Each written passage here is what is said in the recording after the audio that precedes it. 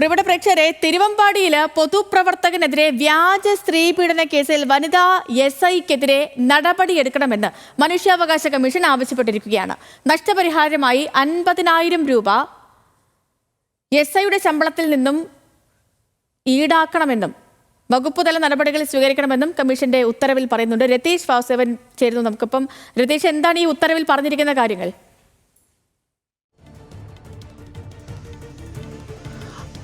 സൈദലക്ഷ്മി, 2023 ഇത്തരത്തിലൊരു പരാതി ഈ പൊതുപ്രവർത്തകനായ സൈദലവിക്കെതിരെ ഈ തിരുവമ്പാടി പോലീസിൽ ഉണ്ടാവുന്നത്.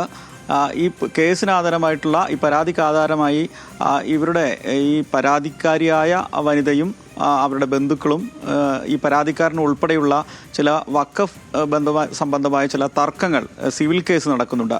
ഈ സിവിൽ കേസിൻ്റെ ഭാഗമായിട്ടാണ് ഇത്തരത്തിൽ ഈ പരാതി ഉയർന്നുവെന്നാണ് പ്രാഥമികമായി മനസ്സിലാക്കാൻ സാധിച്ചത്. പരാതിക്കാരനും അതാണ് ഉയർത്തിയത്.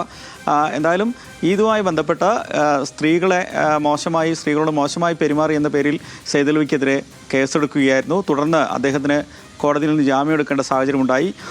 എന്നാൽ പിന്നീടുള്ള പരിശോധനയിൽ ഇതിൽ കഴമ്പില്ല എന്ന് കരുതി കണ്ടെത്തുകയും കേസ് അവസാനിപ്പിക്കുകയും ചെയ്തു. പക്ഷേ വളരെ പൊടുന്നനെ കാര്യങ്ങൾ പരിശോധിക്കാതെ ഒരു പൊതുപ്രവർത്തകനെതിരെ ഇത്തരത്തിൽ ഒരു വ്യാജ സ്ത്രീ പീഡന കേസ് ചുമത്തി എന്ന് പറഞ്ഞുകൊണ്ട് സൈദലവി പരാതി നൽകുകയായിരുന്നു. തുടർന്ന് മനുഷ്യാവകാശ കമ്മീഷൻ ഉൾപ്പെടെ പരാതി നൽകുകയായിരുന്നു. തുടർന്നാണ് കമ്മീഷൻ ജുഡീഷ്യൽ കമ്മീഷൻ അംഗം ബൈജുനാഥിൻ്റെ ഈ ഉത്തരവുള്ളത്. ഈ ഉത്തരവ് വ്യക്തമായി പറഞ്ഞിട്ടുള്ളത് നഷ്ടപരിഹാരം ഉൾപ്പെടെ ഈ SIയുടെ ശമ്പളത്തിൽ നിന്ന് ഈ 2 മാസത്തിനുള്ളിൽ പരാതിക്കാരന് നൽകണമെന്നും പറഞ്ഞിട്ടുണ്ട്.